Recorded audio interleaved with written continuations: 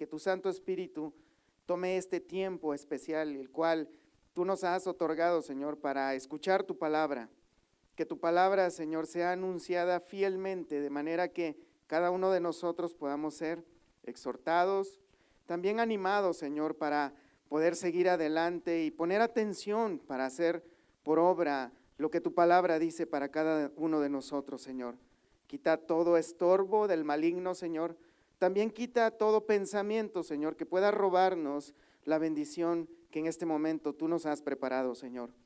Que tus santos ángeles estén alrededor nuestro, Señor, cuidando y guardando el ambiente de manera que todos podamos salir como nuevas criaturas, como todos los días queremos cada día, Señor, ir creciendo en tu gracia.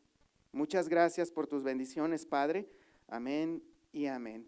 Pueden sentarse, hermanos, saluden unos a otros. Los jóvenes pasan a su clase, recuerden, está acá de este lado. Sean todos bienvenidos. ¿Y cómo están, hermanos?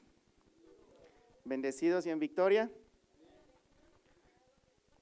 Gloria a Dios. Hermanos, como les decía nuestra hermana que da los anuncios, vamos a iniciar en este domingo una nueva serie. En esta nueva serie queremos hablar sobre la iglesia vencedora. Vamos a tocar ciertos aspectos que tenemos que poner en cuenta, tomar en cuenta nosotros como iglesia vencedora que debemos ser. En esta oportunidad vamos a comentar sobre algunos asuntos de cómo debemos ser como iglesia. A lo largo de esta serie, esperamos que Dios se mueva grandemente hablándonos esas cosas que necesitamos escuchar. Principalmente, hermanos, vamos a ver algunas advertencias que Dios le hace por medio de las cartas que aparecen a las iglesias en el libro de Apocalipsis. Pero en esta oportunidad vamos a iniciar introduciendo qué es la iglesia. La iglesia. Acompáñenme a Apocalipsis 3:11. ¿Por qué debemos poner atención, hermanos? De verdad es que tenemos que poner atención a cada palabra que la palabra de Dios nos dice y meditar en ella. Y en esta oportunidad quisiera exhortarles por medio de este versículo o de esta palabra que dice de esta manera: he aquí, yo vengo pronto, retén lo que tienes para que ninguno tome tu corona. Al que venciere, yo le haré columna en el templo de mi Dios y nunca más saldrá de allí. Y escribiré sobre él el nombre de mi Dios y el nombre de la ciudad de mi Dios, la nueva Jerusalén, la cual desciende del cielo de mi Dios, y mi nombre nuevo. El que tiene oído, oiga lo que el Espíritu dice a las iglesias. Esta es una advertencia de las cuales, hermanos, debemos poner atención. Hay muchas advertencias en la Biblia. Lo que debemos recordar, hermanos, es que el Señor viene pronto. Puede ser hoy, puede ser en 1000 años, no lo sabemos. La Escritura dice que ni la hora ni la hora ni el día nadie lo sabe. Pero como no lo sabemos, debemos de estar alerta todos los días.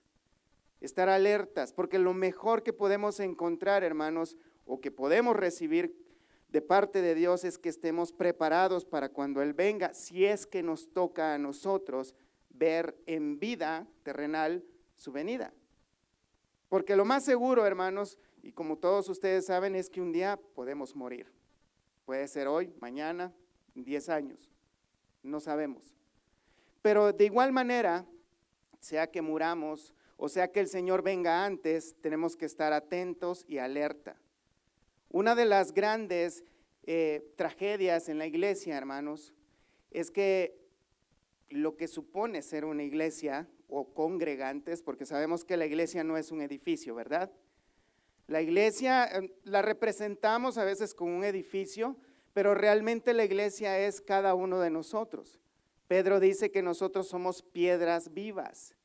O sea que nosotros, podríamos decirlo a nuestras propias palabras, somos como ladrillos vivos, para que se entienda mejor. Somos piedras vivas. O sea, la iglesia está formada, hermanos, de personas, de un grupo de personas que creen en el Señor Jesucristo, personas pecadoras que se han arrepentido y buscan la santidad por medio de la gracia y el poder de nuestro Señor Jesucristo. Entonces, recordemos, hermanos, que la iglesia no es un edificio, pero que cada uno de nosotros tampoco podemos pensar, yo soy la única iglesia. No, somos la iglesia todos juntos. Cuando andamos separados, seguimos siendo iglesia o parte de la iglesia. Entonces, el problema y la gran tragedia es, hermanos, que hay muchas personas que se llaman o se identifican como creyentes o cristianos, pero no quieren pertenecer a una congregación local. Y eso es bastante alarmante, porque ¿por qué causa no se quieren congregar? Una de las razones es, hermanos, que la gente está muy invadida por medio de los pensamientos del mundo. Ya casi nadie quiere pertenecer a ninguna institución. Todos quieren hacer lo que mejor les parezca. Hace varios años, allá por los 70s, 80s, estaba un grupo llamado los hippies. Ustedes conocen de ellos, ¿verdad? Ellos promovían vivir una vida suave, light, que disfrutaran, que pudieran tener libertad, no sometiéndose a ningún patrón de ninguna institución. Esa manera, hermanos, de pensar la están adquiriendo muchos creyentes hoy en día. Estas personas piensan de que pueden ser cristianos a la manera hippie.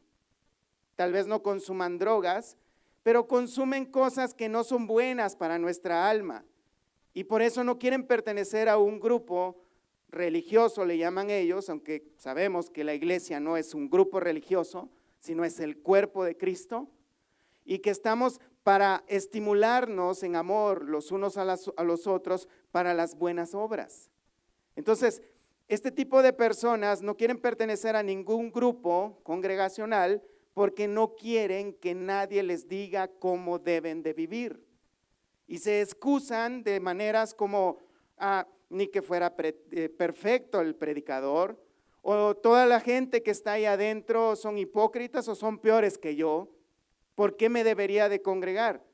Pues por lo mismo, porque somos personas que todavía tenemos pecado, pero que estamos siendo restaurados. ¿Y cómo podemos entonces nosotros lijar esas asperezas que hay todavía en nuestra manera de vivir si no estamos conviviendo con personas igual que nosotros de pecadoras, con las que podemos estimularnos unos a otros para buscar la santidad de Dios? ¿Por qué entonces algunas personas piensan que pueden ser cristianos a su manera? Por eso hay personas que buscan mejor tener una iglesia virtual, ver las predicaciones que les gustan. Por cierto, buscan los temas que les agraden a ellos, no cosas que les desagraden. No les gustan escuchar temas que les diga qué es lo que deben dejar de este mundo, sino al contrario, de cómo disfrutar más de las cosas de este mundo. Entonces, primero que nada, hermanos, vamos a ver lo que debería hacer la iglesia para poder nosotros tener un mejor conocimiento de cómo debemos ser nosotros. Debemos saber primeramente quiénes somos. Somos creyentes, somos cristianos, somos seguidores de Cristo, pero somos la iglesia de Cristo, el cual es su cuerpo. Vamos a Mateo 16, verso 18. Mateo 16, verso 18. Vamos a ver que el Señor Jesús dijo estas palabras. Yo te digo que tú eres Pedro, y sobre esta roca edificaré mi iglesia, y las puertas del Hades no prevalecerán contra ella. Este es un versículo que los católicos dicen que Dios le entregó las llaves del cielo a Pedro y que Pedro es el primer papa, pero no tiene nada que ver con eso, hermanos.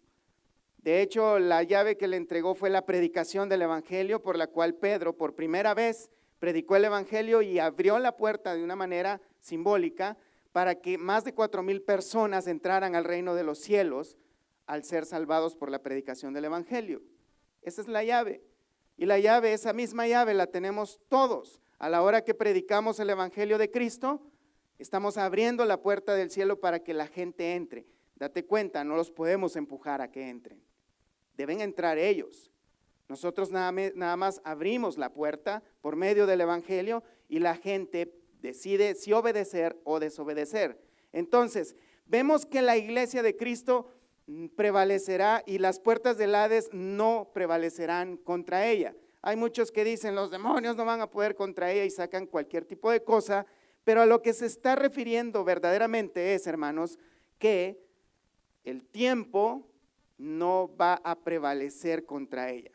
Hemos visto ejemplos de que imperios, reinos, compañías enormes, gobiernos enormes, que tal vez en su época más esplendorosa han permanecido y todos piensan que nunca se va a desvanecer, pero al pasar de los años nos damos cuenta que de repente caen. A eso se refiere el Señor, que ni la muerte de los fieles creyentes iba a prevalecer contra la iglesia. ¿Por qué? Porque los creyentes siguen predicando el evangelio a otras personas y estas personas son capacitadas y ellos siguen predicando el evangelio a otras y van predicando a otras, de manera que a lo largo de las épocas la iglesia de Cristo permanece. La muerte no la va a destruir. He ahí donde vemos que grandes predicadores y líderes, siervos del Señor, a pesar de que envejecen y fallecen, la obra continúa, porque la muerte no va a prevalecer. En el libro de Hechos, capítulo 17, verso 24, vamos a ver algo también muy importante acá. Hechos 17, 24. El Dios que hizo el mundo y todas las cosas que en él hay, siendo Señor del cielo y de la tierra, no habita en templos hechos por manos humanas. Como les decía al principio, la iglesia no es el edificio. Esto no quiere decir que no debemos respetar el lugar, porque este es el lugar que hemos dedicado para adorar a Dios y escuchar su palabra. Por lo mismo merece mucha reverencia también. Pero la iglesia, hermanos, no es el local, no es un edificio, somos nosotros. Vemos también, hermanos, en Efesios 1:22, Efesios 1:22,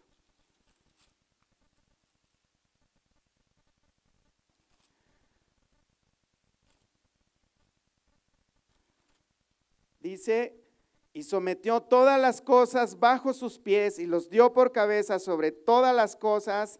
¿A quién, hermanos? A la iglesia, la cual es ¿qué? Su cuerpo, la plenitud de aquel que todo lo llena en todo. La iglesia es el cuerpo de Cristo. Estas cosas, hermanos, deberíamos de ponerlas mucha atención, porque también la iglesia, la palabra de Dios dice, o Dios mismo dice, que es su esposa. Segunda de Corintios 11, verso 2.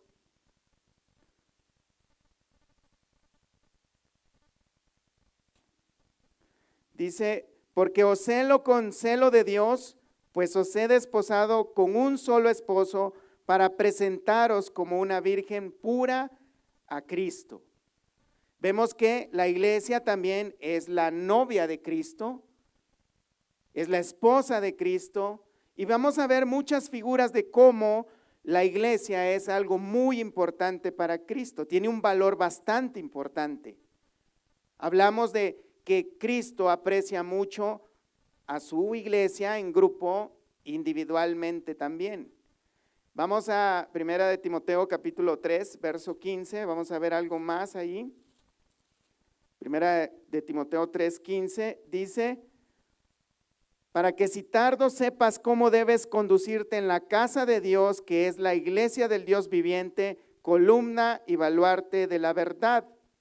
Vemos que es la iglesia dentro de la casa de Dios, que somos todos nosotros, o la iglesia local, es columna y baluarte de la verdad. Así que para Cristo tiene mucho valor. Entonces podríamos determinar que esto, hermanos, si para Cristo tiene mucho valor la iglesia, entonces hacer algo en contra de la iglesia sería algo terrible, ¿verdad? Vamos a 1 de Corintios 3, verso 16, vemos la advertencia que es el apóstol Pablo acerca de esto. Dice, ¿no sabéis que sois templo de Dios y que el Espíritu de Dios mora en vosotros? Si alguno destruyera el templo de Dios, Dios le destruirá a él, porque el templo de Dios, el cual sois vosotros, santo es. Así que vemos que el apóstol Pablo hace la advertencia de que alguien que quiera hacer daño a su pueblo, a su novia, a su esposa, a su cuerpo, se está metiendo con Dios mismo. Es por eso que Pablo, ¿se acuerdan de que cuando fue derribado al piso y que el Señor le dijo, Saulo, Saulo, ¿por qué me persigues? Recordamos que Saulo de Tarso, cuando no era creyente todavía, él perseguía a la iglesia. ¿Qué era lo que hacía?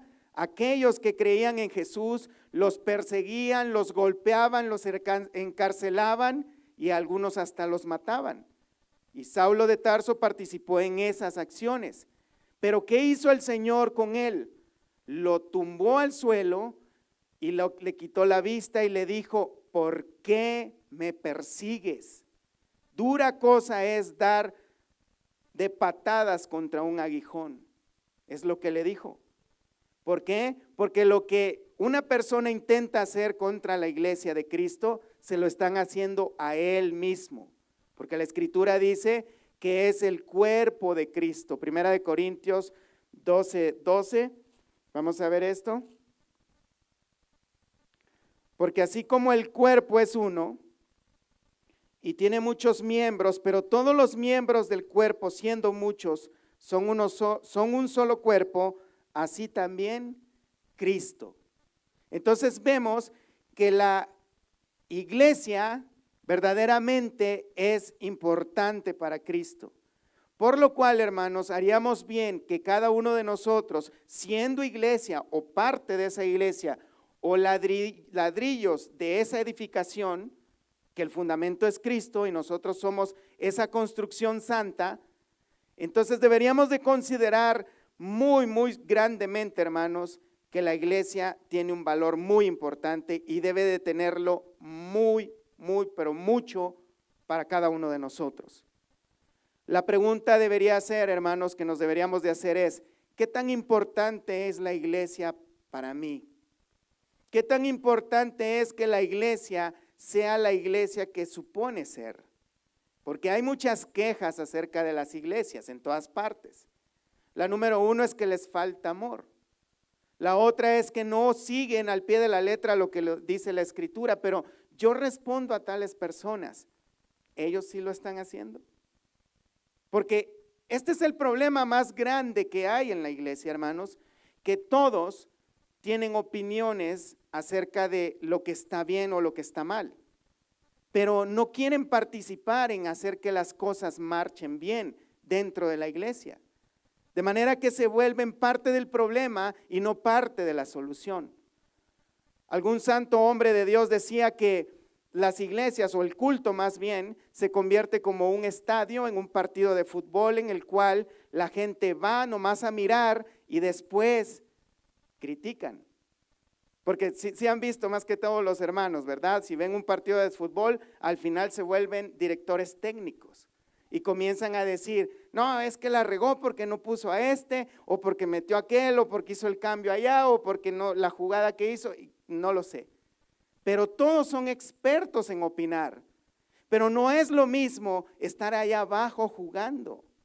No es lo mismo estar esforzándose para estar ahí, la preparación que requiere para estar ahí. Lo mismo pasa en las iglesias. Muchas personas se sientan en las bancas y nada más observan de cómo las cosas deberían de ser, pero a veces es una opinión personal y no está mal, todos tenemos opiniones. Pero ¿qué estamos haciendo para que la iglesia sea lo que supone ser? A la hora que yo me pongo a opinar sobre algo, lo mejor que debo de hacer es participar para que se haga algo mejor. ¿No es así? Pero podría decir alguien, pero ¿cómo puedo participar, hermano? Si tal persona no me va a escuchar, bueno, lo primero que debemos hacer es orar.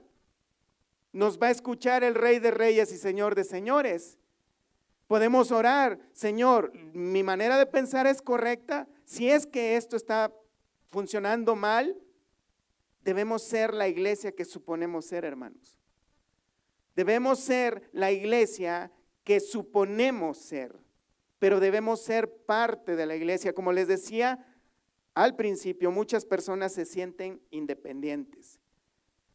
Es como la persona el joven que encuentra una novia y dice, pues ando con ella mientras llega la buena, ¿verdad? Sí han visto cosas así. Algunos de ustedes lo habrán hecho. Bueno, no lo sé. Pero el asunto es que mientras estamos de paso, pues que ruede el mundo, ¿verdad? Pero no queremos participar en la iglesia, la cual es columna y baluarte de la verdad. Esa es la manera como nosotros vemos con indiferencia a la iglesia por la cual Cristo pagó con un precio muy alto. Tanto como tú eres iglesia, yo soy iglesia. Cristo murió por ti, murió por mí.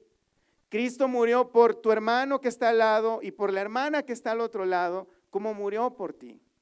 De igual manera, hermanos, el precio que fue pagado por cada uno de nosotros, lo hizo por todos nuestros hermanos. Debemos amarnos. Debemos amar la iglesia. La iglesia que suponemos ser, hermanos, deberíamos de tomar esto como un problema bastante personal. Yo debo de ser parte de la solución y esa es la manera que debemos pensar. No cansarnos de orar porque la iglesia sea la iglesia santa, pura y sin mancha que debemos ser. Pero esto no va a pasar, hermano, con una oración de 5 segundos. Señor, bendice la iglesia, amén. No va a pasar eso así. Hay cosas a las cuales le dedicamos muchísimo más tiempo y cosas que no nos tienen ningún valor. Recuerden las palabras del Señor Jesús, al que venciere, le daré la corona. Y mira, cuando el Señor habla del que venciere, no estamos hablando de salvación por obras, sino está hablando de nuestra vivencia terrenal, diaria. Porque ya la obra de salvación, de justificación, de regeneración, de glorificación, ya la hizo Cristo por nosotros. Él venció por nosotros. Pero ¿qué de nuestra vivencia diaria?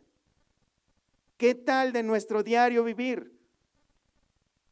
Tenemos que integrarnos a la iglesia, hermanos. Tenemos que hacer la iglesia lo que es, una unidad en el espíritu.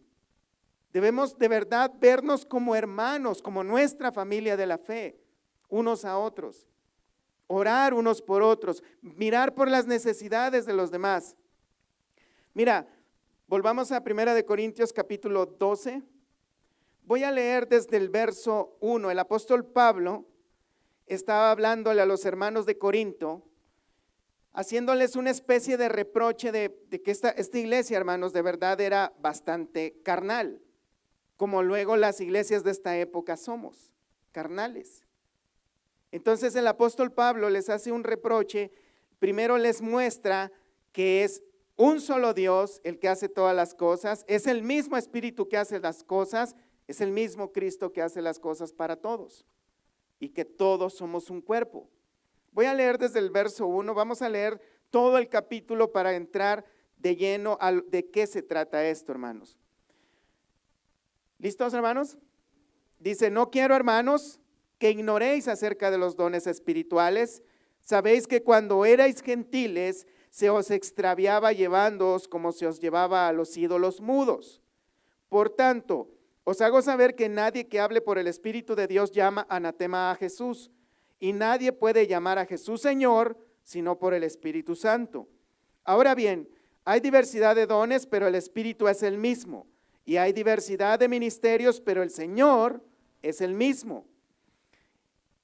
Pero a cada uno, fíjate bien, a cada uno le es dada la manifestación del Espíritu para provecho, porque a este es dada por el Espíritu palabra de sabiduría, a otro palabra de ciencia según el mismo Espíritu, a otro fe por el mismo Espíritu y a otro dones de sanidades por el mismo Espíritu, a otro el hacer milagros, a otro profecía, a otro discernimiento de espíritus, a otro diversos géneros de lenguas y a otro interpretación de lenguas. Pero todas estas cosas las hace uno y el mismo Espíritu, repartiendo a cada uno en particular como Él quiere. Hasta aquí está muy claro, ¿verdad? Toda es una obra del mismo Dios, del mismo Espíritu, del mismo Cristo. Y Él hace como Él quiere. Hermanos, dentro de las congregaciones y aún a veces las iglesias pareciera que están en competencia peleándose a las personas, como si fuera alguna carrera o algún tipo de cosa. Pero todos pertenecemos a un mismo Dios. Todos pertenecemos a un mismo Espíritu. Todos pertenecemos al mismo Cristo.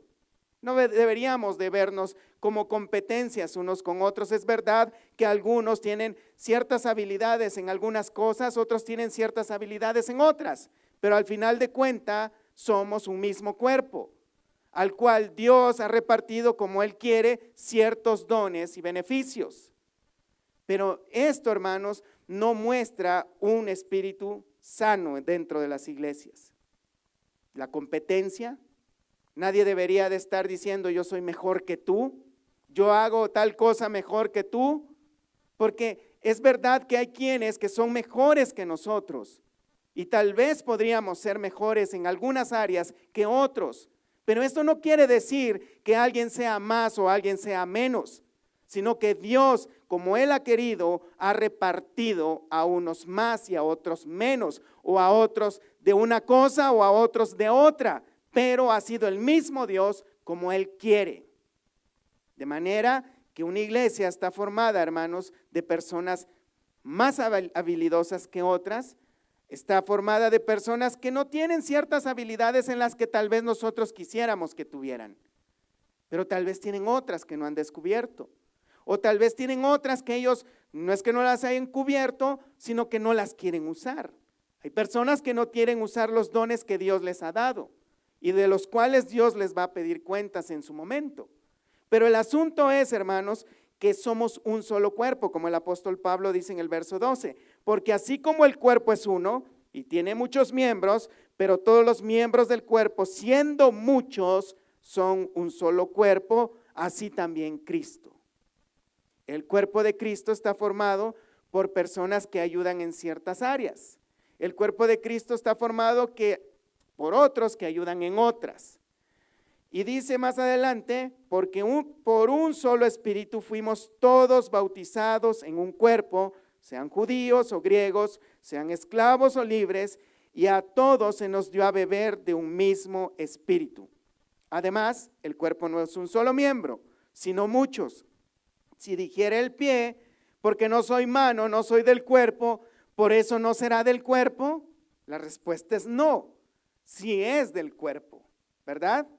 Verso 16, y si dijera la oreja, porque no soy ojo, no soy del cuerpo, por eso no será del cuerpo. Si todo el cuerpo fuese ojo, ¿dónde estaría el oído? Y si todo fuese oído, ¿dónde estaría el olfato? Mas ahora Dios ha colocado los miembros, cada uno de ellos en el cuerpo, como Él quiso. Porque si todos fueran un solo miembro, ¿dónde estaría el cuerpo? Todos, hermanos, no podemos ser cabeza, no todos podemos ser pie. Imagínense un montón de pies ahí nomás.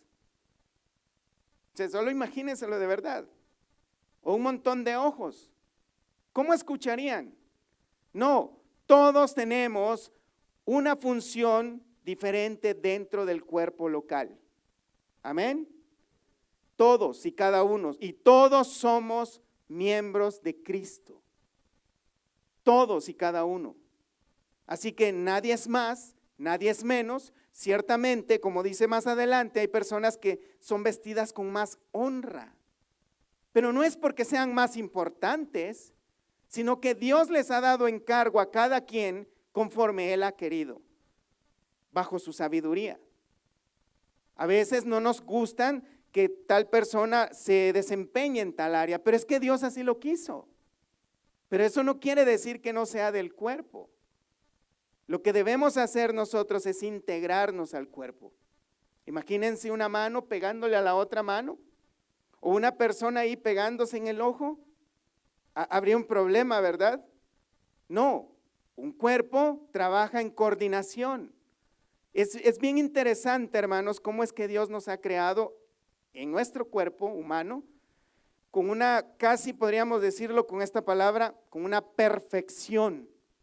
El cerebro manda información a todos nuestros órganos, a nuestros brazos, nuestros dedos. Si sentimos dolor en un lado, ¿qué pasa? Todo el cuerpo lo siente. Asimismo debemos ser nosotros como la iglesia que suponemos ser. Verso 18. Mas ahora Dios ha colocado los miembros, cada uno de ellos, en el cuerpo como Él quiso, porque si todos fueran un solo miembro, ¿dónde estaría el cuerpo? Pero ahora son muchos los miembros, pero el cuerpo es uno solo. Pero ahora son muchos los miembros, pero el cuerpo es uno solo. Así que, hermanos, tenemos que tener esa conciencia muy grande de que somos uno en Cristo. La iglesia somos uno. No debemos pensar, yo voy a hacer lo mío por mi parte. No, si hay problemas, vamos a echarle todos el hombro al problema. ¿De qué manera? Orando. Si podemos intervenir de alguna forma, ayudar de alguna forma, hacerlo con sabiduría. No entrometiéndonos en lo ajeno, con mucho cuidado, pero es que este es el cuerpo de Cristo. Vamos a tratar, hermanos, en esta oportunidad de olvidarnos de los demás ministerios en la ciudad o en todo el mundo. Vamos a pensar nosotros como el cuerpo local, no somos los únicos, lo aclaro. Hay muchos ministerios en la ciudad y en todo Estados Unidos y en todo el mundo que son ministerios de sana doctrina, que son cuerpo de Cristo de verdad. Pero vamos a hacer en esta oportunidad, vamos a pensar en nosotros como cuerpo local, al cual Dios nos ha puesto aquí, porque eso también tiene mucho que ver. Hay personas que ven que las cosas van mal o piensan que van mal o no van como ellos quisieran, pero no tienen ninguna base bíblica para decir, me tengo que ir del lugar solamente porque piensan que algo no les va como ellos quieren, van y buscan un lugar donde hablen lo que ellos sí quieren y se van. Tal vez es porque no pertenecen al cuerpo de Cristo, tal vez es porque no entienden lo que es ser parte de la iglesia de Cristo. Así que vamos a pensar nada más en nosotros como cuerpo local, como unidad aquí. No vamos a pensar en los demás y vamos a ver lo que dice el Señor más adelante. Verso 22. Antes bien, los miembros del cuerpo que parecen más débiles son los más necesarios, y a aquellos del cuerpo que nos parecen menos dignos, a estos vestimos más dignamente, y a los que en nosotros son menos decorosos, se tratan con más decoro. Eso se entiende, ¿verdad? Hay partes de nuestro cuerpo que ¿qué hacemos? Los cubrimos, ¿verdad? Hay partes de nuestro cuerpo que tratamos de que se vean mejor, porque no está bien que se vean. Hay partes de nuestro cuerpo que tienen más gloria en nosotros. En algunos, por ejemplo, tienen ojos bonitos o facciones en su rostro o qué sé yo. Entonces se tratan con más honra. Pero hay partes de nuestro cuerpo que ni siquiera se ven, hermanos, que son muy esenciales. Parte de ellos es el corazón, el hígado, los riñones, que obviamente si lo trajéramos por aquí se vería feo, ¿verdad? Pero son muy importantes para nosotros. Así también, hermanos, dentro de las congregaciones hay personas que hacen el trabajo que nadie quiere hacer, pero no quiere decir que no sean parte del cuerpo o que no sean importantes. De hecho, algunos de ellos son los más importantes en el ministerio. Gente que está orando día y día por el ministerio, por los hermanos, por el liderazgo, por nuevas conversiones, por las sanidades. Hermanos, se los digo, ir a visitar enfermos a nadie les gusta. Y es lo que menos quieren hacer. O lavar los baños. Son cosas que nadie quiere hacer, pero son cosas muy importantes dentro del cuerpo. Si yo les preguntara, y esto en todas partes pasa, hermanos, no se sientan tan mal, pero sí siéntanse mal, la mayoría quisiera tocar un instrumento, cantar, algunos quisieran predicar porque son los más visibles. pero no quieren estar en un lugar encerrados donde nadie los ve, donde no hay gloria. Pero esto no quiere decir que no sean importantes.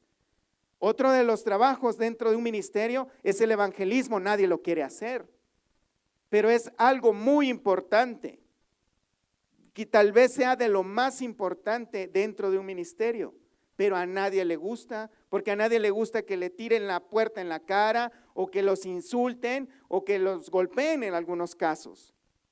Pero estas partes del cuerpo son muy esenciales.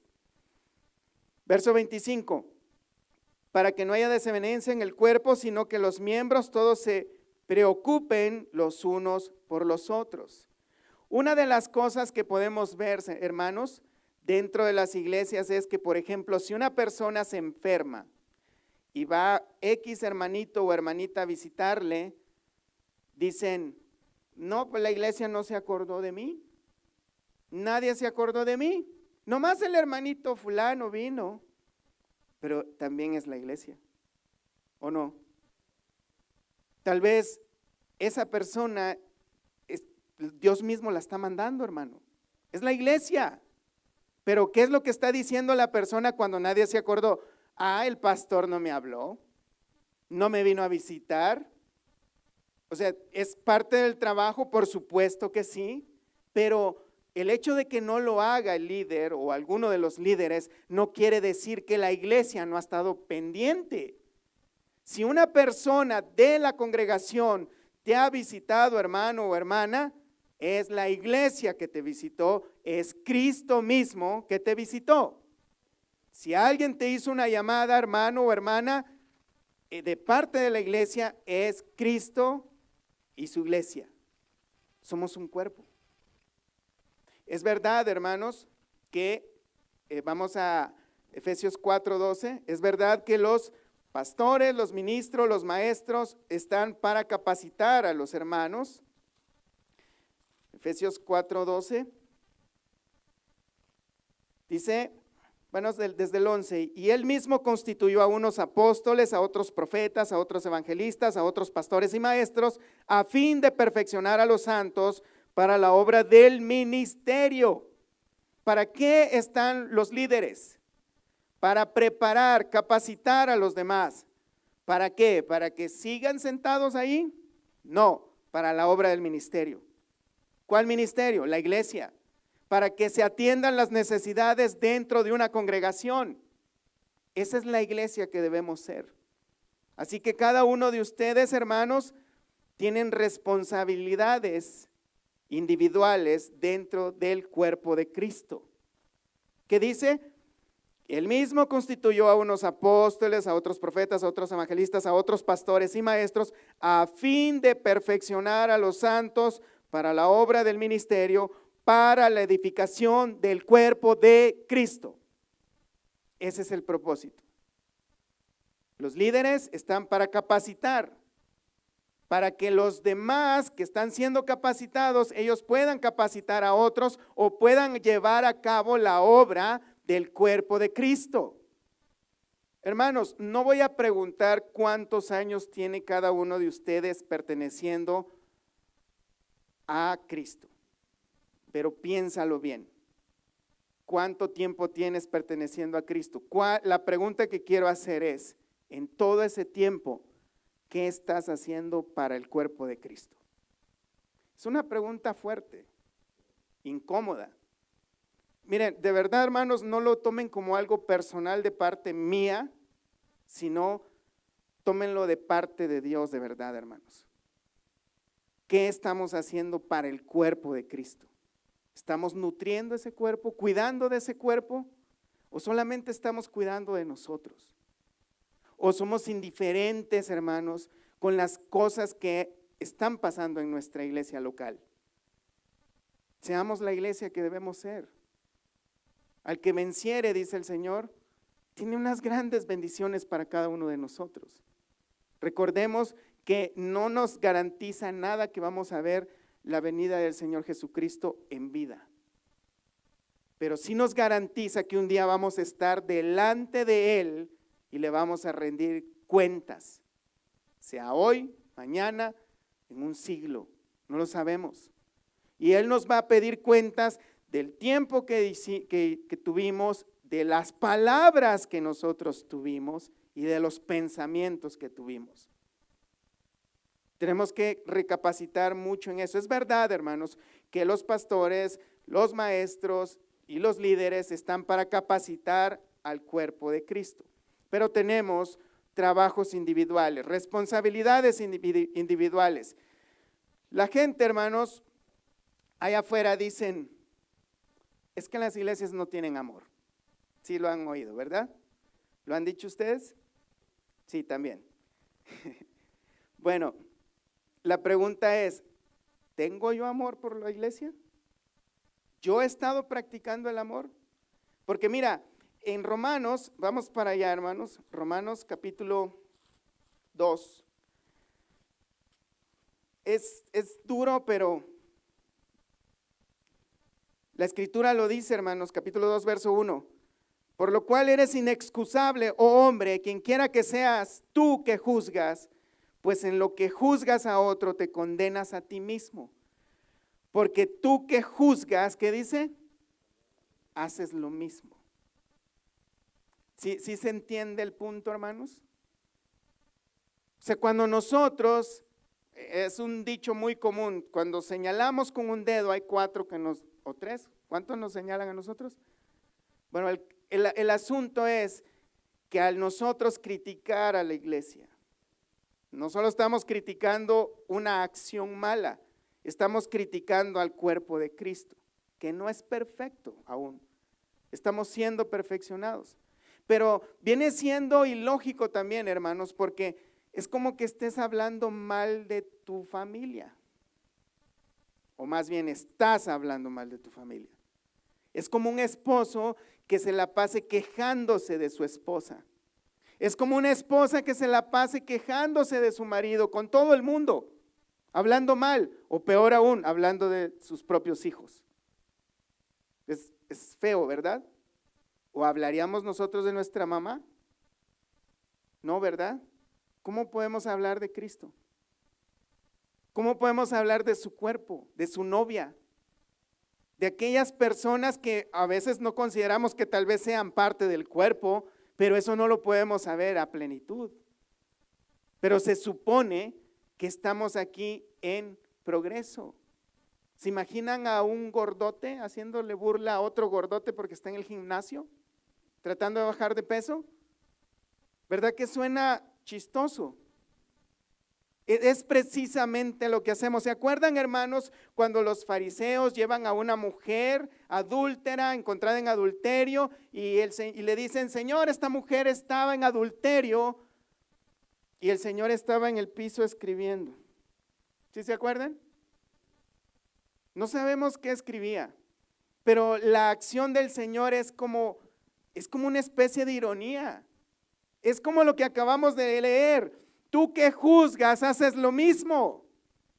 O sea, es como si alguien viniera a decir, aquel tiene las orejas bien largas y él las tiene más largas que él. Es como el marido borracho, y pasa, sí pasa, que está reclamándole a la esposa porque no hay comida y él no trabaja. El que supone proveer para la casa. Es ridículo, ¿verdad? La actitud del Señor al estar escribiendo, tal vez algunos dicen que escribía la lista de pecados, no lo sé, no sabemos, pero la actitud de Él es como una especie de ironía. O sea, ¿cómo me vienes a decir que este está pecando o esta está pecando si ustedes también son unos grandes pecadores? Ese es el punto, hermanos. Ese es el punto, y lo vemos cuando Él dice, ok, el que esté libre de pecado, lance la primera piedra. Y sus conciencias no dejaron que lo hiciera, porque ellos sabían que también estaban en pecado. De eso se trata, hermanos, de que nosotros hagamos conciencia de que tanto como nuestros hermanos o hermanas están en proceso de perfección hasta que Cristo venga, así lo estamos nosotros también. Que a nosotros no nos guste las actitudes de otras personas, no quiere decir que tal vez no sean hijos de Dios. Porque igual a mí no le puede gustar mis actitudes a otro. ¿Recuerdan lo que vimos en Mateo hace unas semanas? Mateo capítulo 7, verso 12. Así que todas las cosas que queráis que los hombres hagan con vosotros, así también haced vosotros con ellos, porque esto es la ley y los profetas. Debemos considerarnos a nosotros mismos. Cuando vemos una mala actitud entre los hermanos, tenemos que pensar, tal vez yo tengo esa misma actitud, o tal vez tengo una peor. ¿Cómo quisiera que me traten a mí cuando me porte de esa manera? ¿Me gustaría que lo agarren a palos? A nadie nos gusta. Ahora, si nos gusta eso, pues adelante. Y todos le entramos a los palos. No es la actitud, hermanos. No lo es. Consideremos a nosotros mismos. Hagamos a los hombres como queremos que nos hagan a nosotros. Pongámonos en los zapatos de los demás. Nadie es más santurrón que nadie. Mira, ¿qué diferencia hay entre 1000 pecados y 1,000,000? No la hay. De igual manera merecíamos el infierno. Un solo pecado condenó a toda la humanidad. Uno solo, porque Dios es santo. Volvamos a 1 Corintios, capítulo 12.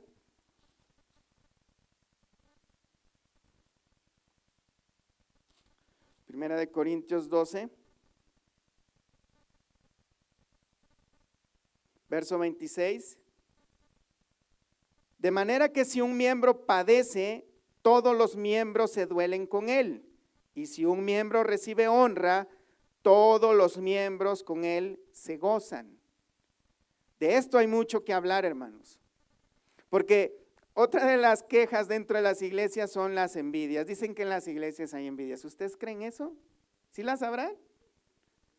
Yo no creo, pero bueno, pero dicen que hay, ¿verdad? Entonces, ¿por qué? Porque hay personas que no les gusta que otros sean bendecidos y hay otros que no quieren de verdad, pues que Dios les bendiga, porque empiezan a sacar la lista de maravillas que hacen para Dios. Señor, yo hago esto, esto y esto y esto por ti, y esa persona no hace nada. Eso es envidia. ¿Y por qué le das a esa persona? Mira, no lo merece. O sea, hermanos, ¿de verdad pensamos que todas nuestras mejores obras podemos impresionar a Dios con eso? Si Cristo murió por nosotros. Yo no he visto a nadie morir por nadie.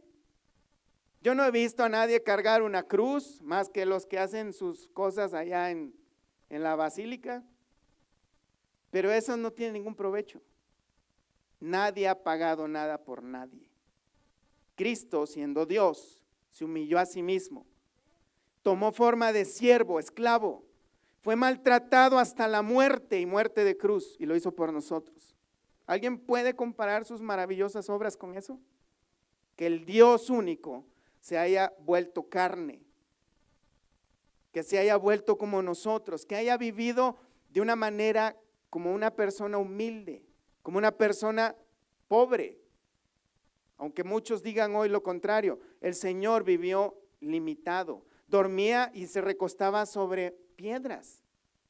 Nosotros tenemos muchísimas comodidades más.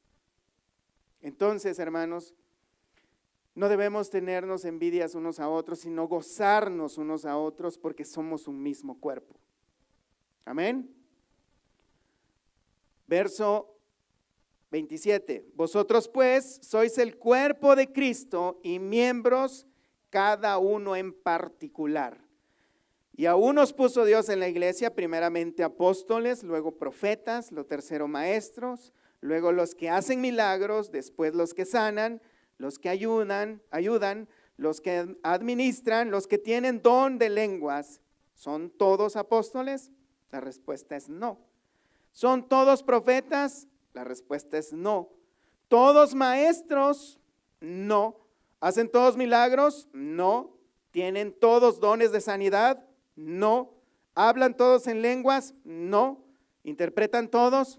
No. Procurad pues los dones mejores, mas yo os muestro un camino aún más excelente.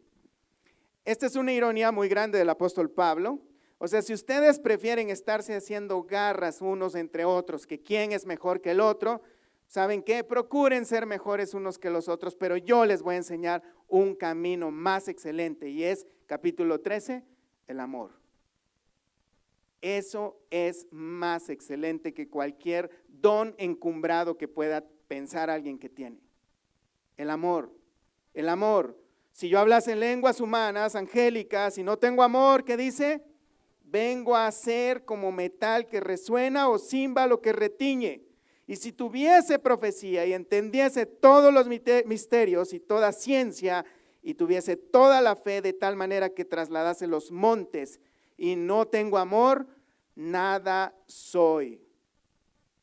El apóstol Pablo, hermanos, una persona que cualquiera pensaría en este tiempo, yo quisiera ser como él o quisiera ser instruido como él, con él, aunque yo les garantizo, hermanos, que muchos de nosotros, si tuviéramos como líder o predicador al apóstol Pablo, nos hubiéramos ido corriendo ya, porque nos diría las cosas como son. Y diríamos, ese hombre no tiene amor. Y diríamos, ese hombre es muy exagerado, es muy religioso. Si el Señor Jesucristo hoy mismo estuviera sentado al lado nuestro enseñándonos, también trataríamos de crucificarlo, hermanos. Porque estamos acostumbrados a hacer nuestra voluntad, a lo que nosotros creemos que es lo mejor. Por eso es que no hay integración en la iglesia, por eso es que la iglesia, hermanos, no sentimos que sea nuestra iglesia, por eso es que no sentimos que nosotros somos parte de esa iglesia. Como dice acá, si una parte del cuerpo se duele, los demás también se duelen. Que cuidemos unos de otros, que no estemos peleando unos con otros, sino que lo más importante es el amor. Vemos, hermanos, que la palabra de Dios nos manda que nosotros como iglesia tenemos también responsabilidades individuales dentro de la congregación en la cual Dios nos ha puesto. Una de ellas, hermanos, es estimularnos al amor y a la piedad. Veamos Hebreos, capítulo 10, verso 23. Dice, mantengamos firme, sin fluctuar, la profesión de nuestra esperanza, porque fiel es el que prometió. Y considerémonos unos a otros para estimularnos al amor y las buenas obras, no dejando de congregarnos como algunos tienen por costumbre, sino exhortándonos, y tanto más cuando veis que aquel día se acerca. Aquí, hermanos, lo que podemos ver son muchas cosas que nos dice Dios que no nos dejemos de congregar. ¿Por qué? Porque entonces, ¿cómo nos vamos a estimular unos a otros? Si, por ejemplo, si yo no me congrego, hermanos, si me ven cada 6 meses y yo le hablo a alguien, hermano, ¿cómo estás? Bien. No, pues me siento agüitado, me siento desanimado. Échale ganas, hermano, mira, el Señor. No nos van a escuchar.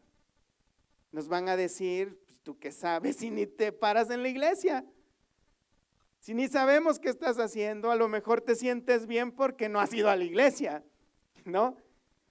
Pero el asunto es, hermanos, que necesitamos estar juntos, congregándonos, en comunión, para que podamos estimularnos. Obviamente esto va a traer roces unos contra otros, porque alguien me preguntaba una vez hace muchos años, ¿por qué en las iglesias hay tantos problemas? Yo cuando tenía amigos en el mundo, nunca tenía ese tipo de problemas. Por supuesto que no, porque uno escoge a sus amigos. A la familia uno no la escoge, hermano. ¿Sí es así? Regularmente uno busca a sus amigos que piensen igual que uno. Pero en la iglesia hay multitud de pensamientos diferentes, maneras de ver las cosas diferentes, a las cuales nosotros debemos aprender a sobrellevarlas. Y en algunos casos a estimularles en amor a las buenas obras. exhortándonos, y exhortándonos no quiere decir tú miserable pecador tienes que hacer esto, no, tiene que ser tratar de cambiar la manera de pensar de esa persona, obviamente con la escritura,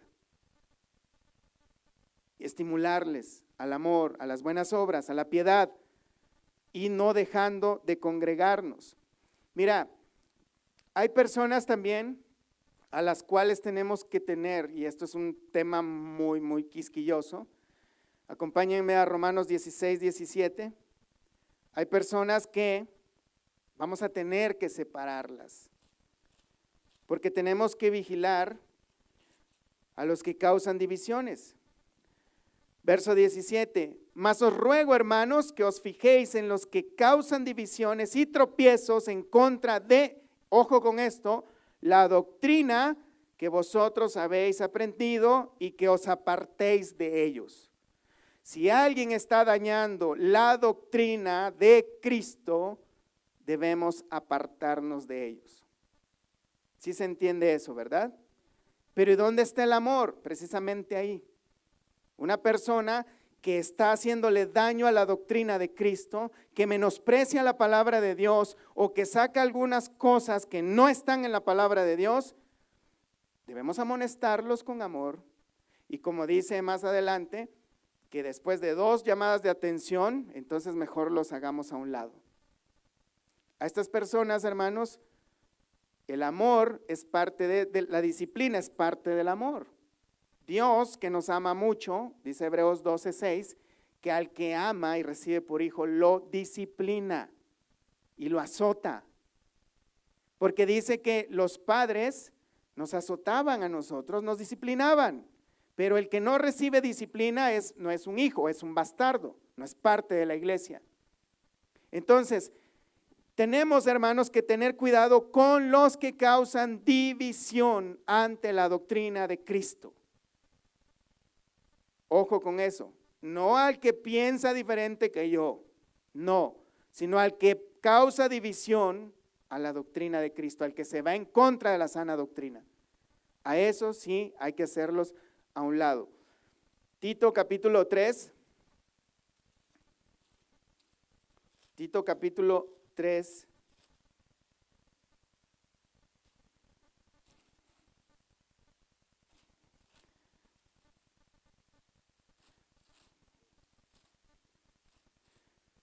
Vamos a ver el verso 10. Al hombre que cause divisiones, después de una y otra amonestación, deséchalo, sabiendo que el tal se ha pervertido y peca y está condenado por su propio juicio. Las personas que causan divisiones de la iglesia, esa también es nuestra tarea individualmente, no dejar, hermanos, que personas que tratan de hacer división dentro de la congregación a la que pertenecemos, no dejarlos. ¿Cómo los podemos tratar? Podríamos, primeramente, 2 de Tesalonicenses 3:14, vamos a ver lo que dice la Escritura. 2 de Tesalonicenses 3:14. Si alguno no obedece a lo que decimos por medio de esta carta, a ese señaladlo y no os juntéis con él, para que se avergüence. Mas no lo tengáis por enemigo, sino amonestadle como a hermano. La idea es amonestar, decirle que deje su camino de perversión. Esa es nuestra tarea también, hermanos, hacerlo. No todo el trabajo le corresponde a los líderes. Los líderes están, claro que sí, enseñando para que los hermanos, todos ustedes sean, ¿cómo se dice? Que crezcan en el conocimiento de Cristo, que sean preparados, capacitados. Pero también hay una responsabilidad individual de cómo debemos hacer también las cosas nosotros, como la iglesia que suponemos ser, la iglesia vencedora. Amén. Entonces, debemos amonestarle, debemos decirle, hermano, debes dejar ese comportamiento, no dejar que se expandan los rumores, no dejar que se expandan los chismes, que si hay una persona que está tratando de meter división dentro de la iglesia, detenerlo inmediatamente, porque la Escritura lo dice, hermanos, pero no con odio, no con rencor, no con violencia, sino con amor. Juan 17, 20, porque el Señor Jesús, hermanos, nos ha dejado ejemplo y en la oración que Él dirigió al Padre antes de ser crucificado, nos mandó que seamos unidos, que debemos tener unidad. 17:20 de Juan, mas no ruego solamente por esto, sino también por los que han de creer en mí por la palabra de ellos, para que todos sean, ¿qué? Uno, como tú, oh Padre, en mí y yo en ti, que también ellos sean uno en nosotros, para que el mundo crea que tú me enviaste. Ese uno no quiere decir que sea uno individual cada uno, sino que todos sean uno, como Cristo y el Padre son uno. Así es como debemos pensar, debe haber unidad en nosotros, debe haber unidad. Si alguien está en un problema, debemos dolernos, preocuparnos por ese problema, orar por esa persona por nombre y por específicamente la necesidad que esté tratando. Si vemos que alguien está obrando mal, orar por esa obra mal que está haciendo, no solamente criticar, no solamente señalar el error, sino si Dios nos está permitiendo ver cosas que están mal en alguien más, entonces es para que oremos, no para que lo hagamos más visible. Juan 13:34 dice el Señor, un mandamiento nuevo os doy. ¿Cuál es ese? Que os améis unos a otros.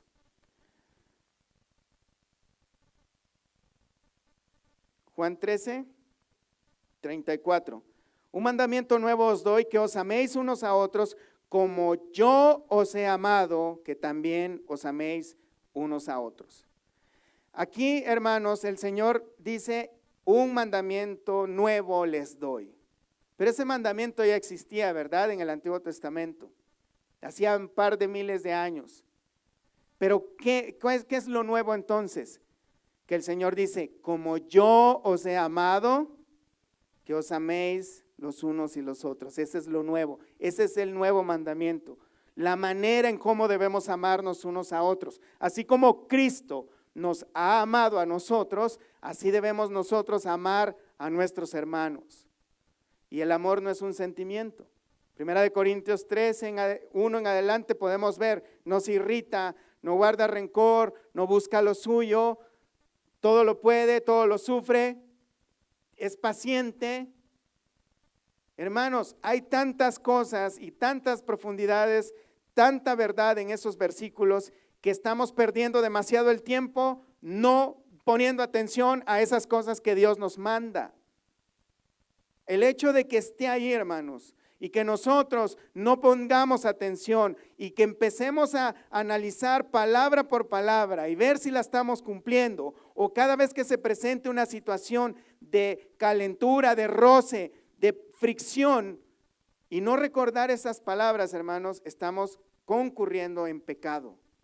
Pecado serio, porque lo hemos mencionado muchas veces. Nadie va a poder llegar delante de Dios y decir, yo no sabía estas cosas. Nadie va a poder llegar delante de Dios. Sí, es verdad, tu palabra lo dice, pero es que la culpa la tiene tal persona. Nadie va a poder hacer eso delante de Dios, porque Dios no nos va a pedir cuentas por otro. Dios nos va a pedir cuenta por nosotros mismos. Ustedes no van a rendir cuentas por nadie más. Yo voy a rendir cuentas por lo que les estoy predicando a ustedes únicamente, pero no voy a rendir cuentas por sus malas acciones. Porque al final, si yo he predicado lo que dice la palabra de Dios, o mi hermano Luis ha predicado lo que la palabra de Dios dice, o uno de nuestros hermanos que se suba a predicar dice lo que dice la palabra de Dios, como dijo Pablo, yo estoy limpio de vuestra sangre. Porque no hemos negado, no estamos negando predicar todo el consejo de la palabra de Dios. Debemos ser, hermanos, la iglesia que suponemos ser. Pero la iglesia eres tú, la iglesia soy yo. No pretendamos, hermanos, echarle la responsabilidad de la iglesia a otras personas o a todos los demás menos yo. Yo soy iglesia, tú eres iglesia. Y si las cosas no marchan como suponemos marchar, También tú tienes responsabilidad porque eres parte de esta congregación, aunque tú no lo sientas. Porque el hecho de no orar por la iglesia ya te hace responsable. El hecho de no orar por aquellas cosas que tú estás viendo mal o que crees que están mal, eso ya te hace responsable. Y mucho más si tú no estás participando activamente en resolver esos problemas. ¿Sí se entiende, hermanos? Si me amáis, Juan 14:15, guardad mis mandamientos, dice el Señor. Sí dice así, ¿verdad? ¿Amamos al Señor, hermanos? Guardemos sus mandamientos. Guardemos sus mandamientos, hermanos. Es algo fácil de decir, pero debemos intentarlo. ¿Estamos de acuerdo, hermanos? Amén. Con esto voy a terminar. Hechos 1:8. Vamos a seguir viendo en las siguientes semanas, hermanos, muchas características sobre la iglesia vencedora. Esto nada más es una introducción. Quería nada más compartirles algunos aspectos muy importantes que debemos tomar en cuenta de lo que es la iglesia, lo que debemos ser cada uno de nosotros. Pensemos en la iglesia, hermanos, como todos juntos, pero a la vez individualmente. ¿Qué estoy yo haciendo por Cristo? ¿Qué estoy haciendo yo para la obra de Cristo? ¿Qué estoy haciendo por el cuerpo de Cristo? Obviamente todas estas cosas no las vamos a poder hacer por nuestra propia cuenta, necesitamos ayuda. Estamos nosotros como líderes, hermanos, para ayudar también. Pero primeramente que nada, hermanos, acudamos a Dios y apelemos a las promesas que Él ha dado. Hechos capítulo 1, verso 8. Pero recibiréis poder cuando haya venido sobre vosotros el Espíritu Santo y me seréis testigos en Jerusalén, en toda Judea, en Samaria y hasta lo último de la tierra. Recibiréis poder. Cuando algunos creyentes oyen esta frase de recibiréis poder, piensan que van a hacer milagros. Hermanos, el hecho de poder, fíjate bien, vencer nuestra carnalidad, nuestros impulsos, es un poder sobrenatural. De hecho, Santiago dice que no hay hombre que pueda dominar la lengua, pero el Espíritu Santo sí lo puede hacer. No hay, hermanos, quien pueda dominar a una persona iracunda, ¿verdad? El Espíritu Santo lo puede hacer. No hay nadie que pueda cambiar a un necio, porque para empezar el necio es tan necio que no sabe que es necio. Pero el Espíritu Santo lo puede hacer. Necesitamos depender de su capacitación, de su poder, de su fuerza. Hermanos, es necesario que empecemos a ver al Espíritu Santo como es, como Dios. El Paracletos, dice la Escritura, la persona que está al lado de nosotros, en nosotros, dirigiéndonos, guiándonos, dándonos la capacidad para que podamos vencer, no a nuestros enemigos, sino a nosotros mismos, a nuestra carnalidad, a nuestra vieja manera de pensar. Dice Efesios que el viejo hombre está viciado conforme a las concupiscencias de este mundo. Hay todavía mucho trabajo individualmente para cada uno de nosotros, hermanos, y solamente por el poder del Espíritu Santo, por la gracia de Dios y dependencia en Cristo es que vamos a vencer. Pónganse de pie, hermanos. Cierren sus ojos, hermanos. Vamos a pedirle a Dios de manera especial que nos conceda hacer uso de ese poder que Él ha prometido darnos. Oremos entonces. Padre, venimos delante de ti, Señor, a suplicarte, Señor, a recordar esas promesas que tú nos has dejado, Señor, en tu palabra. Y tu palabra no puede mentir, la Escritura no se puede contradecir. Somos nosotros que muchas veces no entendemos, Señor, pero en esta mañana te suplicamos, Padre, que nos concedas hacer uso de ese poder que tú dijiste que tendríamos acceso para poder vencer. Te ruego, Señor, que apartes de nosotros los pensamientos equivocados acerca de lo que es el Espíritu Santo, Señor.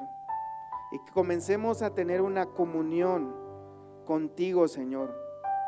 Que podamos ser dirigidos por ese Espíritu que tú prometiste que nos darías, que estaría en nosotros, que nos dirigiría, que nos consolaría, que nos capacitaría, Señor. Tú prometiste, Señor Jesús, que no nos dejarías huérfanos, que vendrías a nosotros.